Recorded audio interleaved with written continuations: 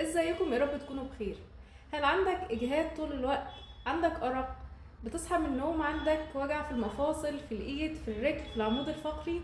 هل مودك طول الوقت مش احسن حاجه؟ ده كله من اعراض نقص فيتامين د.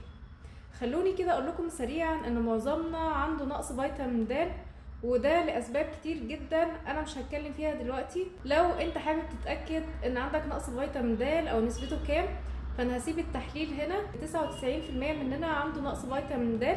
انا حابه اقول لكم ان الاطفال اصلا من سن يوم ضروري انهم ياخدوا فيتامين د عشان العظم بتاعهم يتبنى بشكل صح، وكمان عشان الاسنان. لو انت مؤكد ان عندك الاعراض اللي انا قلتها في اول الفيديو، فضروري انك تاخد فيتامين د. هتاخده ازاي؟ اولا خلوني اقول لكم كده الجرعه العلاجيه هي ان نسبه فيتامين د عندك بتبقى اقل من 20، وبتاخد كالتالي: أنبول 200,000 وحدة دولية، بتحط مثلا على كوباية لبن أو كوباية زبادي ويتاخد، وده مرة واحدة في الشهر لمدة 3 شهور. ممكن برضو تاخده على هيئة إقراص 10,000 وحدة دولية لمدة 5 أيام وتوقف يومين، وده برضو ل3 شهور. أو إنك تاخد الفي دروب اللي هي بتاعت الأطفال، القطارة دي، تاخدها مرة واحدة أسبوعيا لمدة 3 شهور.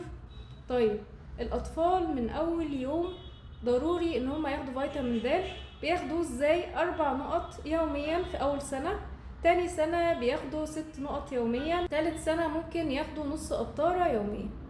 دي جرعة فيتامين د مهمة جدا لأطفالنا من أول يوم. الجرعة الوقائية لفيتامين د هي 1000 وحدة دولية يوميا طول حياتك. استمر عليها، لأن معظمنا إن ما كانش كلنا عندنا نقص فيتامين د. لو هتقولولي ان فيتامين د زيادته بتعمل مشاكل، سواء انه بيرسب على الكلى او انه بيعمل سميه لانه بيتخزن في الدهون، حابه اقول لكم ان عشان المشاكل دي اصلا تظهر تكون نسبه فيتامين د عندنا فوق 100، وده شبه مستحيل. فلو هتوصلوا من 30 ل 70 حلو جدا. دمتم بخير وشكرا.